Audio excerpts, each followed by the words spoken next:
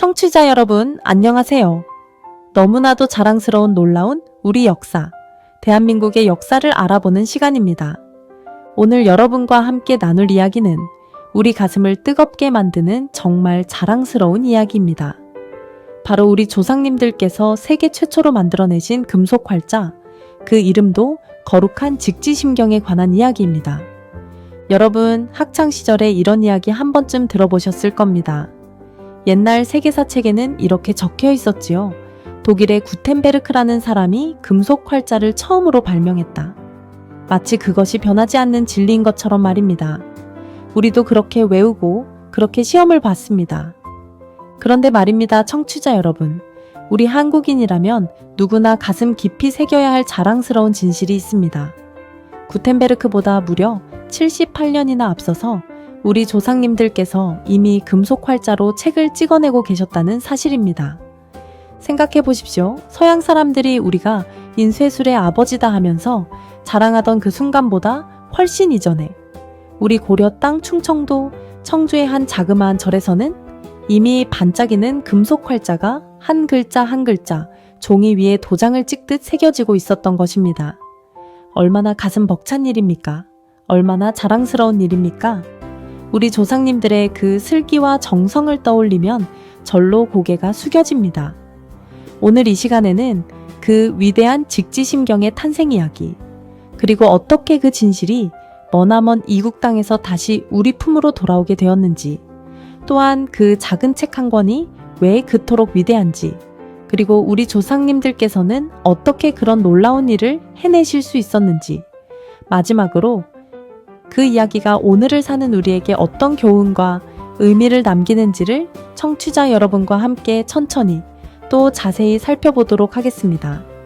세계 어디에 내놓아도 자랑스러운 우리 역사, 그 감동적인 이야기와 찬란한 문화를 더 많은 사람들에게 알리기 위해서 청취자 여러분, 부디 좋아요와 구독 한 번씩 꼭 눌러주시기를 간곡히 부탁드립니다. 여러분의 작은 손길 하나가 우리 자랑스러운 역사를 더 널리 알리는 큰 힘이 됩니다.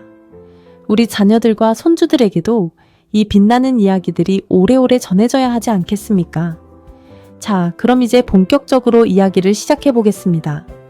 여러분, 우리는 학교에서 이렇게 배웠습니다.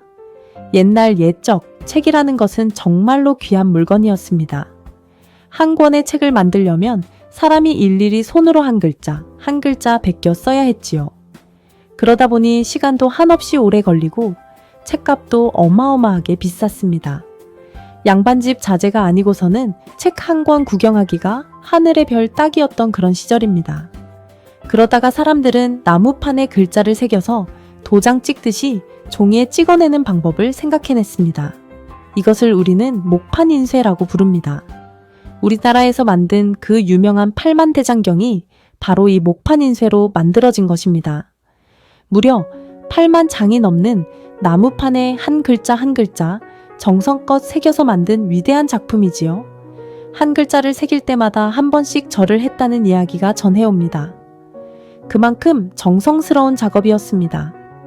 하지만 이 목판 인쇄에도 큰 문제가 있었습니다. 무엇이냐 하면 책 한 권을 만들 때마다 그 책에 들어갈 모든 페이지를 일일이 나무판에 새겨야 한다는 점이었습니다. 만약 다른 책을 만들고 싶으면 또 처음부터 새로 새겨야 했습니다. 게다가 나무라는 것은 시간이 지나면 갈라지고 썩기도 하니 보관하기도 무척 어려웠습니다. 그래서 사람들은 더 좋은 방법을 찾기 시작했습니다. 글자 하나하나를 따로따로 미리 만들어 두었다가 책을 찍을 때마다 필요한 글자만 골라서 조립해 쓸 수 있다면 얼마나 좋을까? 그것이 바로 활자라는 발상입니다. 처음에는 흙으로 활자를 빚어보았습니다. 중국 송나라 때 일이지요. 그런데 흙으로 만든 활자는 너무 약해서 자꾸 부서졌습니다. 게다가 먹이 잘 먹지도 않고 글자가 흐릿하게 찍혔습니다. 그러다 보니 별로 실용적이지 못했습니다. 그러면 어떻게 해야 할까? 더 단단한 재료가 필요합니다. 그래서 누군가가 이런 생각을 하게 됩니다. 쇠붙이로 활자를 만들어 보면 어떨까? 그렇게 해서 탄생한 것이 바로 금속 활자입니다. 여러분, 그런데 이 금속 활자라는 것이 말이 쉽지 만들기는 결코 쉬운 일이 아닙니다. 먼저 글자 하나하나를 거꾸로 그리고 좌우가 뒤집힌 모양으로 정확하게 만들어야 합니다. 그것도 손톱만큼 작은 크기로 말입니다. 또 그 작은 글자 모양을 본떠서 쇳물을 부어 활자를 주조해야 하는데 쇳물이 너무 뜨거우면 모양이 망가지고 너무 식으면 제대로 부어지지 않습니다. 또 만들어진 활자가 너무 단단하면 부러지고 너무 무르면 닳아 없어집니다. 정말이지 보통 솜씨로는 도저히 만들 수 없는 물건이었습니다. 그런데 말입니다, 청취자 여러분. 그 어려운 일을 우리 조상님들께서는 해내신 것입니다. 그것도 아주 일찍이 말입니다. 기록에 따르면 우리 고려에서는 이미 1234년경에 상정고금매문이라는 책을 금속 활자로 찍어냈다고 합니다. 1234년이면 무려 800년 가까이 된 옛날입니다. 그 시절 유럽에서는 글을 아는 사람도 손에 꼽을 정도였고 책이라고는 수도원 깊숙한 곳에서 수도사들이 한 글자 손으로 베껴 쓰던 시절이었습니다. 그런 시절에 우리 조상님들께서는 이미 쇠붙이로 활자를 만들어 책을 찍어내고 있었던 것입니다. 다만 안타깝게도 그 상정고금매문이라는 책은 지금 남아있지 않습니다. 이름만 기록에 전해질 뿐 실물은 사라지고 없습니다. 그래서 한동안 우리는 우리 자신의 위대함을 증명할 길이 없었습니다. 우리가 먼저 금속 활자를 만들었다고 아무리 외쳐봐야 증거가 없으니 누가 믿어주겠습니까? 그러던 어느 날 정말 기적 같은 일이 벌어집니다. 사라졌다고 생각했던 우리 조상님들의 빛나는 지혜가 머나먼 이국 땅에서 그 모습을 드러낸 것입니다. 그 책의 이름이 바로 직지심경입니다. 정확한 이름은 더 깁니다. 백운화상 초록불 조직지심체 요제올. 이름이 너무 길어서 어렵지요.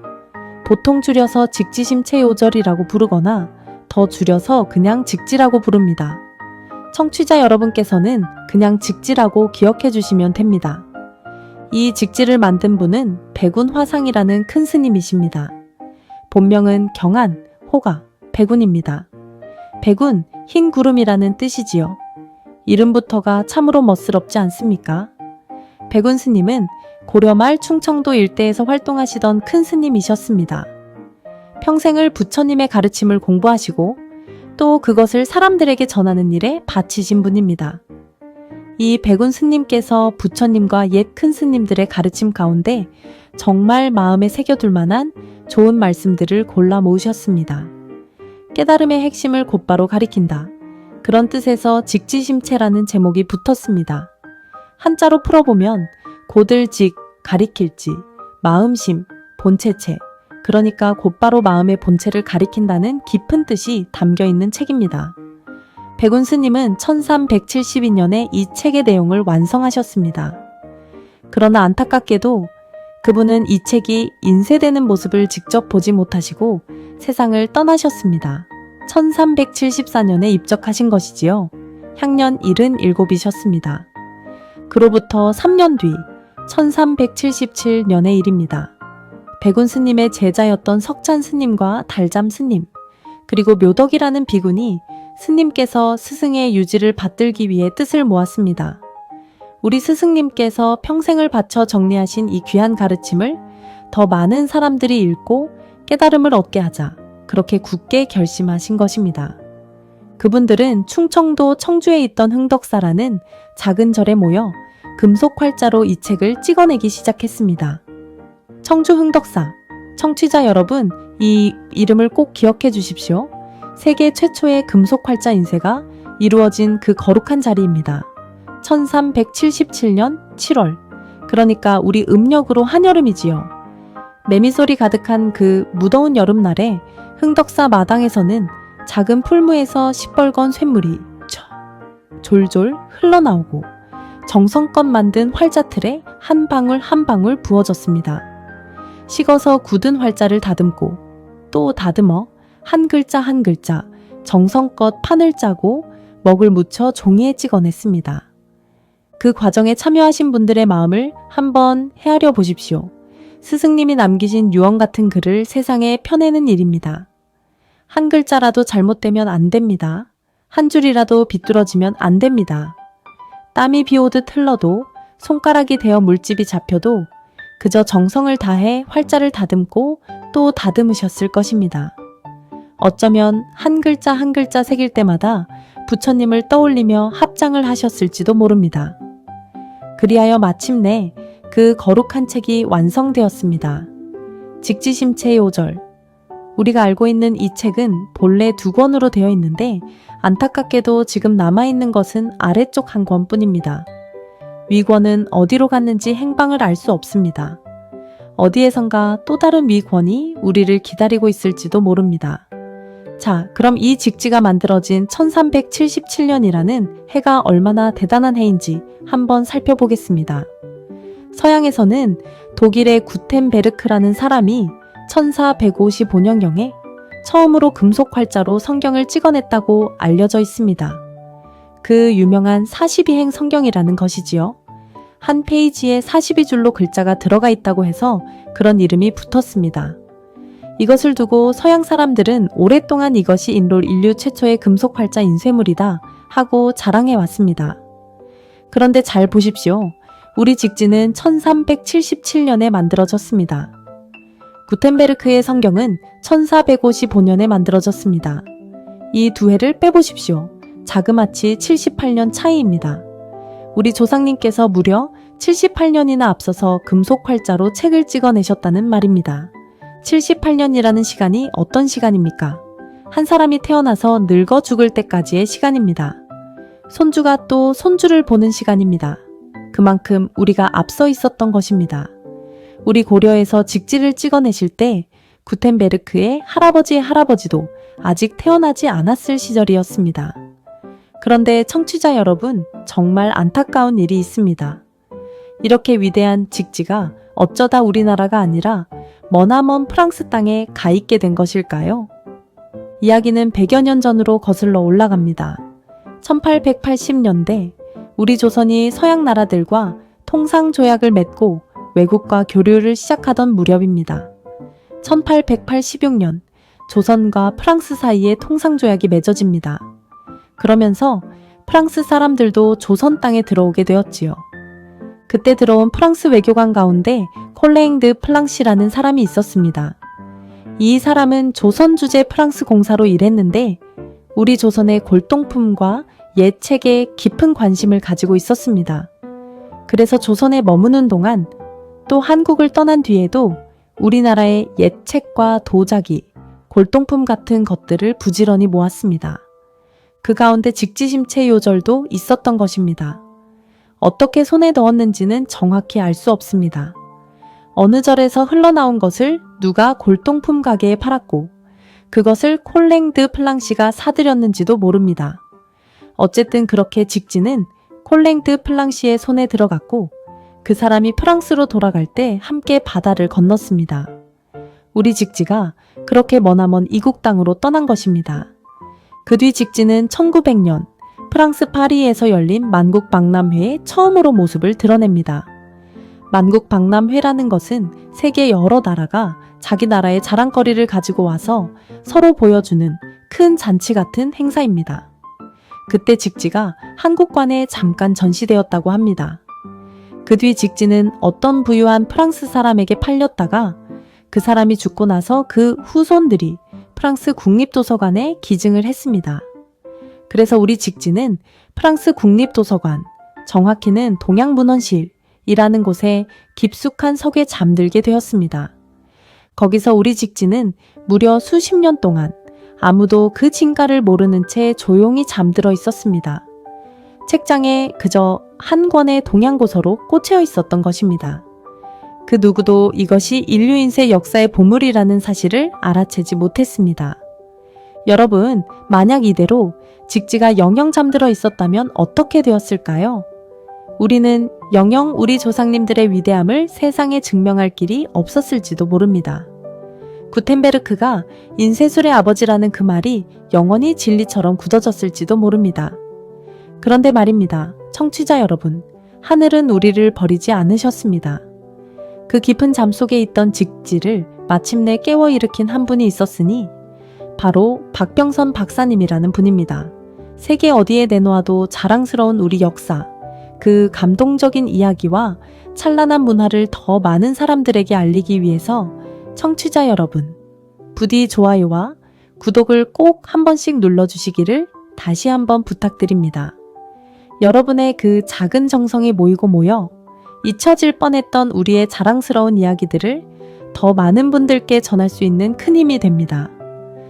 자, 그럼 이제 박병선 박사님 이야기를 해드리겠습니다. 청취자 여러분, 이분의 이름을 꼭 기억해 주십시오. 우리 직지를 세상에 알린 진정한 영웅이십니다. 박병선 박사님은 1523년에 태어나셨습니다. 일제강점기에 어린 시절을 보내신 분이지요.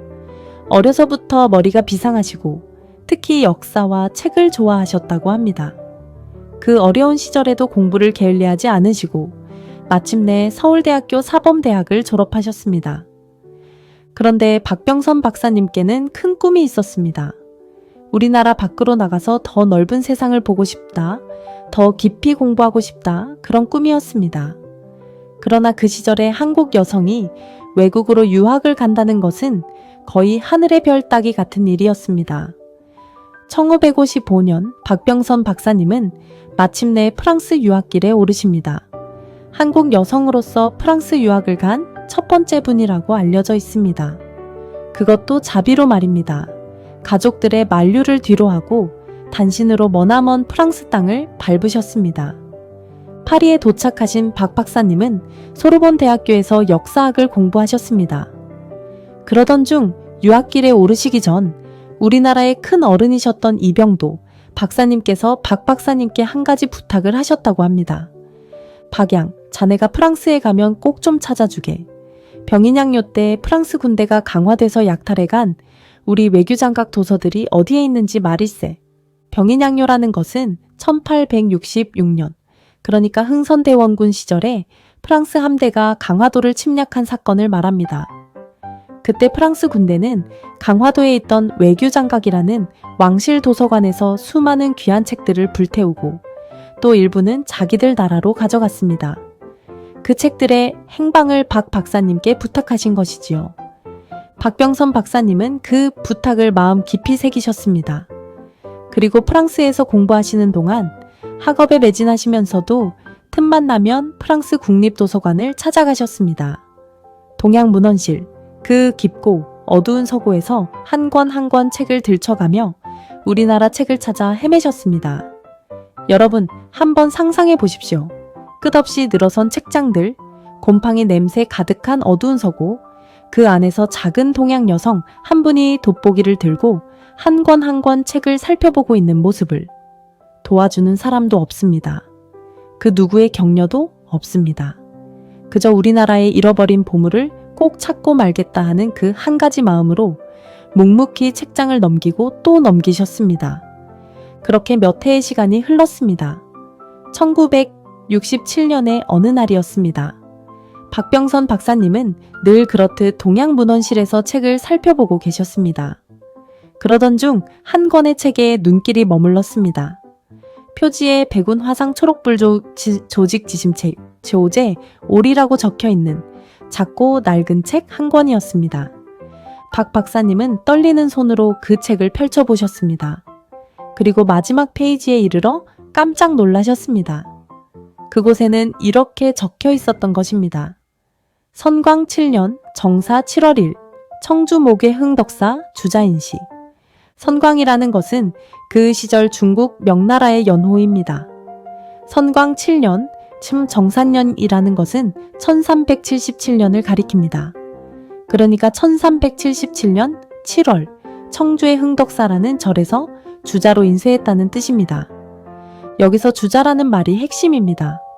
청취자 여러분, 이 말이 무슨 뜻인지 아십니까?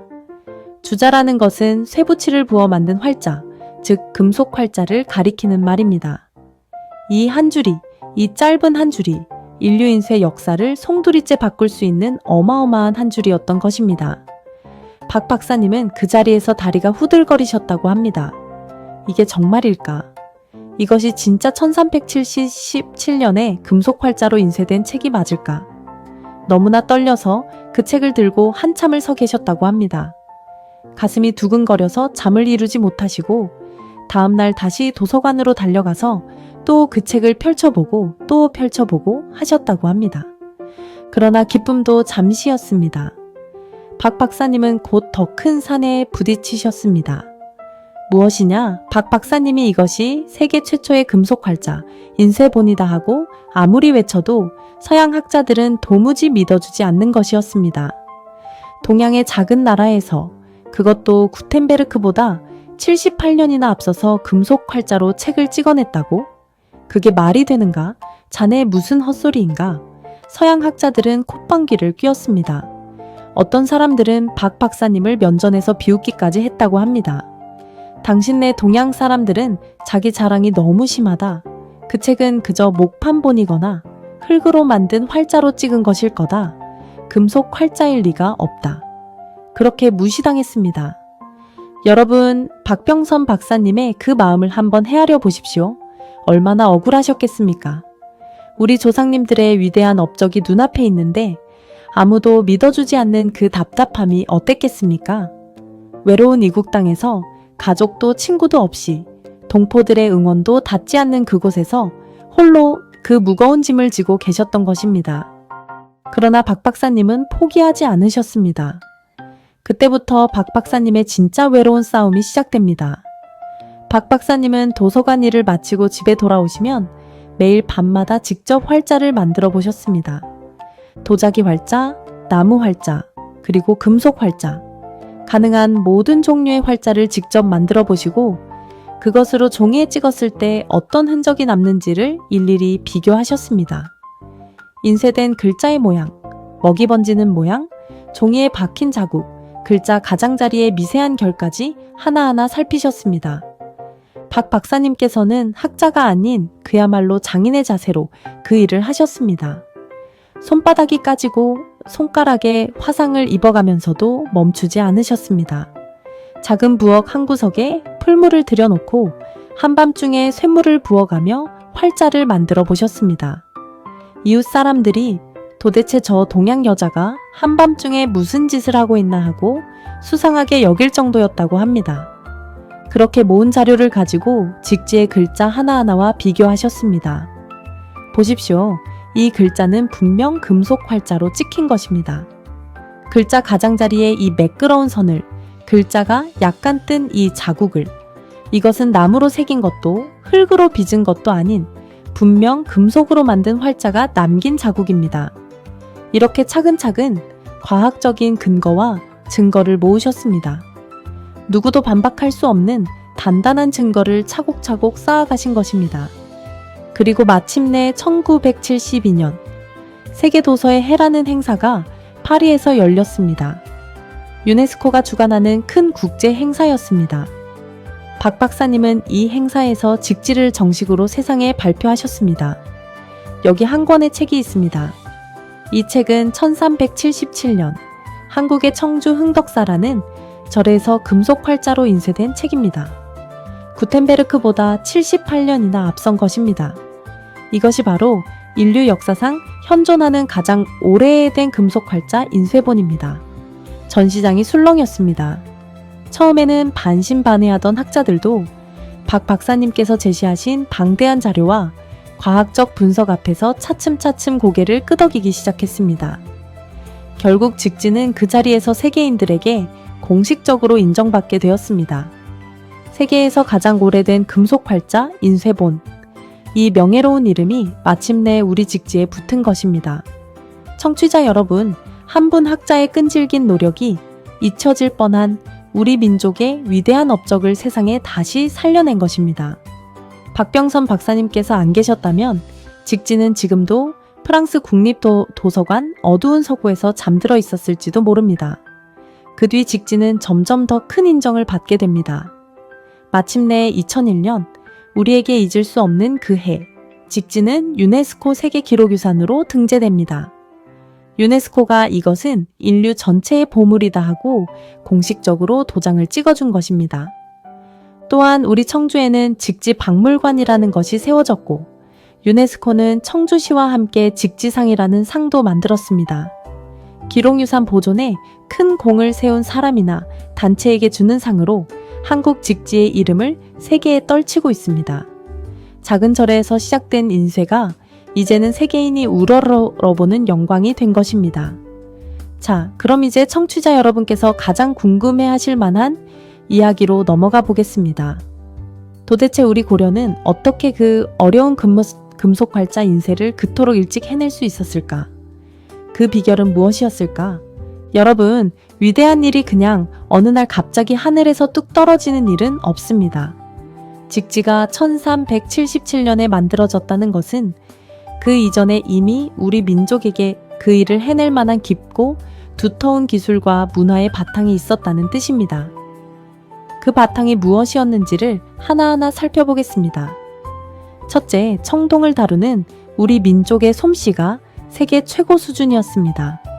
여러분, 우리나라에는 신라시대에 만들어진 성덕대왕 신종이라는 종이 있습니다. 우리는 흔히 에밀레종이라고 부르지요. 무게가 무려 20톤 가까이 됩니다. 어마어마하게 큰 종입니다. 그리고 그 종소리는 어떻습니까? 아주 깊고 멀리 퍼지고 종이 한번 울고 나면 한참을 그 여운이 남는 신비로운 소리입니다. 이런 큰 종을 그 시절에 한 군데도 흠없이 깨끗하게 부어내는 것은 정말 보통 솜씨로는 불가능한 일입니다. 쇳물의 온도를 정확히 맞추어야 하고 쇳물이 흐르는 길도 정밀하게 계산해야 하고 식어 굳을 때 갈라지지 않게 처리도 해야 합니다. 우리 신라 사람들은 이 어려운 일을 너무도 훌륭하게 해냈습니다. 또 우리에게는 청동으로 만든 거대한 불상들이 있습니다. 작게는 손에 잡힐 만한 작은 불상부터 크게는 사람보다 몇 배나 큰 거대한 불상까지 모두 청동을 부어 만든 것입니다. 이렇게 청동을 자유자재로 다루는 우리 민족의 솜씨가 있었기 때문에 활자라는 작고 정밀한 물건을 부어 만드는 것도 가능했던 것입니다. 큰 종을 만들 줄 아는 사람이라면 손톱만한 활자도 만들어낼 수 있는 법이지요. 큰 솜씨가 작은 솜씨를 낳고 그 작은 솜씨가 다시 위대한 책을 낳은 것입니다. 둘째, 인쇄에 대한 깊은 전통이 있었습니다. 우리나라는 일찍부터 인쇄 문화가 발달했습니다.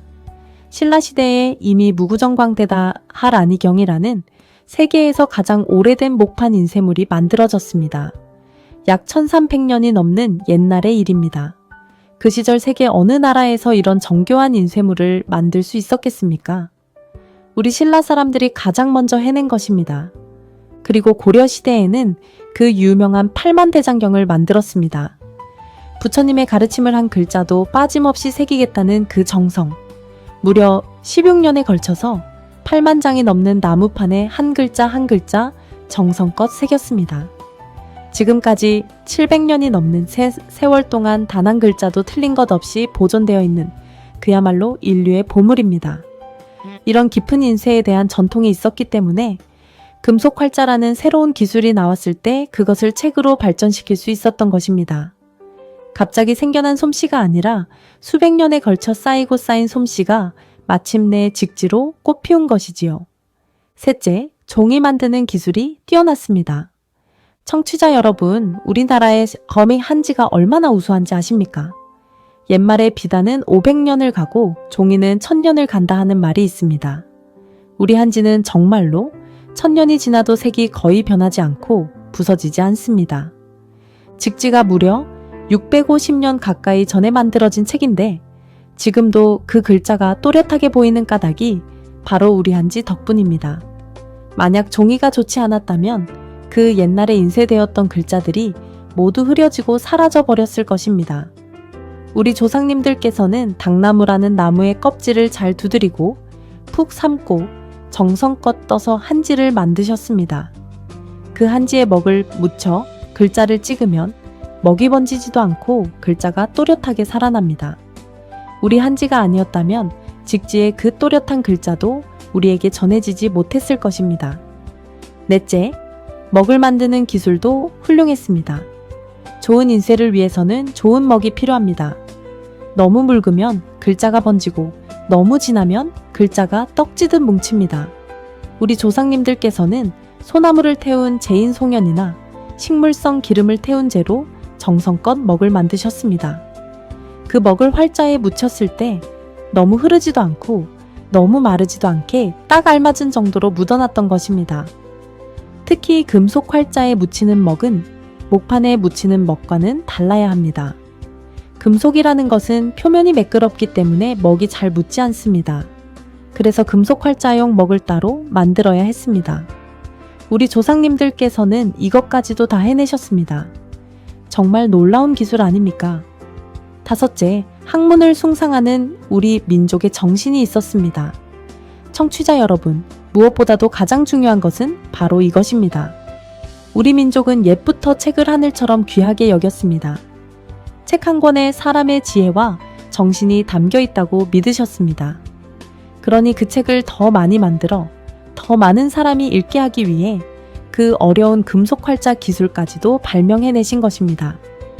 만약 우리 민족이 그저 먹고 사는 것에만 관심이 있었다면 누가 그렇게 어려운 일을 해냈겠습니까? 책이 귀하다, 책을 더 많이 만들자 하는 그 학문에 대한 사랑이 없었다면 직지는 결코 태어나지 못했을 것입니다.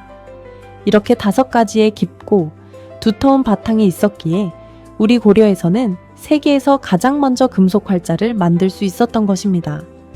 자, 그럼 이제 마지막으로 직지가 왜 그토록 위대한지, 그리고 우리에게 어떤 교훈과 의미를 주는지를 말씀드리겠습니다. 먼저, 직지는 단순히 오래된 책이 아닙니다. 직지는 인류의 지식 혁명이 어디서 시작되었는지를 보여주는 증거입니다. 여러분, 한번 생각해 보십시오. 책이 귀하던 시절, 지식은 양반과 귀족만의 것이었습니다. 글을 아는 사람도 손에 꼽을 정도였고 책 한 권 보기도 어려웠습니다. 그러니 일반 백성들은 평생 무지 속에서 살아갈 수밖에 없었지요. 그런데 인쇄술이 발달하면서 책이 더 빠르게, 더 많이 만들어지기 시작했습니다. 책이 흔해지자 글을 아는 사람도 늘어나고 지식도 널리 퍼지게 되었습니다. 그 결과 일반 백성들도 점점 자기 생각을 가지고 세상을 보는 눈을 키우게 되었습니다. 서양에서는 이것을 지식의 민주화라고 부릅니다. 지식이 더 이상 소수의 것이 아니라 모든 사람의 것이 되는 변화 말입니다. 그리고 그 변화의 가장 큰 도구가 바로 금속 활자였습니다. 그러니까 직지는 인류의 지식 민주화가 어디에서 시작되었는지를 보여주는 증거인 것입니다. 그 시작이 다름 아닌 우리 고려, 우리 조상님들의 손이라는 사실, 얼마나 자랑스럽습니까? 둘째, 직지는 우리 민족의 정신과 문화의 깊이를 보여줍니다. 직지의 내용을 한번 보십시오. 그것은 그저 세상의 부귀영화를 가르치는 책이 아닙니다. 부처님의 가르침과 옛 큰 스님들의 깨달음을 모아놓은 책입니다. 곧바로 마음의 본체를 가리킨다 하는 그 제목처럼 사람이 어떻게 살아야 하는가, 마음을 어떻게 다스려야 하는가, 깨달음이란 무엇인가를 깊이 묻는 책입니다. 우리 조상님들께서는 그 어려운 금속 활자 기술을 발명해 놓고 그것으로 가장 먼저 무엇을 찍으셨습니까? 부처님의 가르침이었습니다. 사람의 마음을 일깨우는 정신의 양식이었습니다. 이것이 바로 우리 민족의 깊이입니다. 단순히 기술만 자랑하는 것이 아니라 그 기술로 사람을 이롭게 하고자 했던 그 마음, 이것이야말로 진정으로 자랑스러운 우리 조상님들의 정신입니다. 기술 위에 마음을 얹은 것, 그것이 우리 민족의 길이었습니다. 셋째, 직지의 이야기는 우리에게 큰 교훈을 줍니다. 청취자 여러분, 한번 생각해 보십시오. 우리가 가진 가장 위대한 보물이 한때는 사라진 것이나 다름없었습니다. 머나먼 이국 땅의 어두운 서고에서 잊혀진 채 잠들어 있었습니다. 만약 박병선 박사님이라는 한 분의 노력이 없었다면 우리는 연경, 우리의 위대함을 증명하지 못했을지도 모릅니다. 이것이 우리에게 가르쳐주는 것이 무엇입니까? 우리 자신의 역사와 문화를 우리가 먼저 소중히 여겨야 한다는 것입니다. 우리 것을 우리가 알아주지 않으면 누가 알아주겠습니까? 우리 보물을 우리가 지키지 않으면 누가 지켜주겠습니까? 그리고 또 하나, 한 사람의 끈질긴 정성과 노력이 얼마나 큰 일을 이루어내는지를 보여줍니다. 박병선 박사님 한 분의 10수년에 걸친 외로운 싸움이 결국 우리 민족 전체의 자존심을 세워주었습니다. 한 사람이 가진 작은 불씨도 그것을 끝까지 지키면 온 들판을 환하게 밝힐 수 있다는 것. 이것을 박 박사님께서 우리에게 보여주신 것입니다. 여러분, 박병선 박사님은 2011년에 88세를 일기로 돌아가셨습니다. 평생을 우리나라의 잃어버린 문화재를 찾고 알리는 일에 바치신 분입니다. 결혼도 하지 않으시고 평생 홀로 외교장각 의궤와 직지를 비롯한 우리 문화재를 위해 사셨습니다. 그분의 묘소가 국립서울현충원에 모셔져 있습니다. 청취자 여러분, 혹시라도 현충원에 가실 일이 있으시거든 그분의 묘 앞에서 잠시 고개 숙여 감사의 인사를 올려주시면 어떻겠습니까? 자, 그럼 이제 직지가 우리에게 주는 가장 큰 의미가 무엇인지 정리해 보겠습니다. 직지는 단순히 우리도 옛날에 잘했다 하는 옛날 자랑거리가 아닙니다. 직지는 우리 민족이 본래 가지고 있던 그 위대한 창의력과 정성, 그리고 학문에 대한 깊은 사랑을 증명하는 살아있는 증거입니다. 지금 우리나라가 K-팝이다, K-드라마다, 반도체다 하면서 세계를 누비고 있습니다. 작은 나라가 어떻게 이렇게 큰 일을 해내는가? 세계 사람들이 놀라며 묻습니다.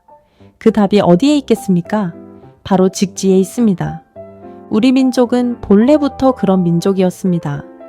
어려운 일도 끝내 해내고 마는 민족, 정성으로 일을 이루어내는 민족, 학문과 지혜를 사랑하는 민족, 직지를 만든 그 손이 지금 반도체를 만들고 자동차를 만들고 K-팝을 만들고 있는 것입니다. 우리 핏줄에 흐르는 그 솜씨와 정성은 700년 전이나 지금이나 똑같이 빛나고 있습니다. 세계 어디에 내놓아도 자랑스러운 우리 역사, 그 감동적인 이야기와 찬란한 문화를 더 많은 사람들에게 알리기 위해서 청취자 여러분, 부디 좋아요와 구독을 한 번씩만 더 눌러주시기를 거듭 부탁드립니다. 이런 자랑스러운 우리 이야기, 우리 자녀와 손주들에게도 꼭 들려주어야 하지 않겠습니까? 이 영상 하나가 누군가의 가슴을 뜨겁게 만들 수 있다면 그것이야말로 우리 직지를 살려낸 박병선 박사님의 뜻을 잇는 일이 아니겠습니까? 자, 그럼 청취자 여러분, 오늘 우리가 함께 살펴본 이야기를 다시 한번 차근차근 정리해 보겠습니다. 첫째, 우리 고려 땅 충청도 청주의 흥덕사라는 작은 절에서 1377년에 세계 최초의 금속활자 인쇄본인 직지 심체요절이 만들어졌습니다. 이는 독일의 구텐베르크가 42행 성경을 찍어낸 1455년보다 무려 78년이나 앞선 일입니다. 둘째, 이 직지는 백운 화상이라고 불리는 경한 큰스님이 부처님과 옛 큰스님들의 가르침을 모아 정리하신 책입니다. 백운 스님 자신은 책이 인쇄되기 3년 전에 세상을 떠나셨고 그 제자들이 스승의 유지를 받들어 정성껏 인쇄해낸 것입니다. 셋째, 직지는 1880년대에 콜랭드 플랑시라는 프랑스 외교관에 의해 우리나라를 떠나 1900년 파리 만국 박람회에서 처음 모습을 드러낸 뒤 프랑스 국립도서관에 잠들게 됩니다. 그곳에서 수십 년 동안 그 진가를 모르는 채 잊혀져 있었습니다. 넷째, 1967년 박병선 박사라는 한 분의 한국인 학자가 프랑스 국립도서관에서 직지를 발견하셨습니다. 박 박사님은 십수년 동안 손수 활자를 만들어보고 인쇄 자국을 비교하며 직지가 금속 활자로 인쇄되었다는 사실을 과학적으로 증명하셨습니다.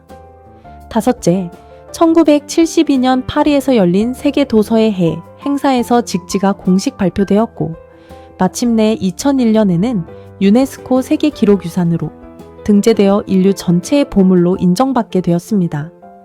여섯째, 우리 고려가 금속 활자를 그토록 일찍 만들어낼 수 있었던 까닭은 청동을 다루는 뛰어난 솜씨, 깊은 인쇄 문화의 전통, 천년을 가는 한지, 증지 제작 기술, 정교한 먹 제조 기술, 그리고 무엇보다도 학문을 숭상하는 우리 민족의 정신이 두텁게 쌓여 있었기 때문입니다. 일곱째, 직지는 단순히 가장 오래된 금속 활자 인쇄본이라는 의미를 넘어 인류의 지식 민주화가 시작된 자리를 보여주는 증거이며 우리 민족의 깊은 정신 문화를 보여주는 자랑스러운 보물입니다.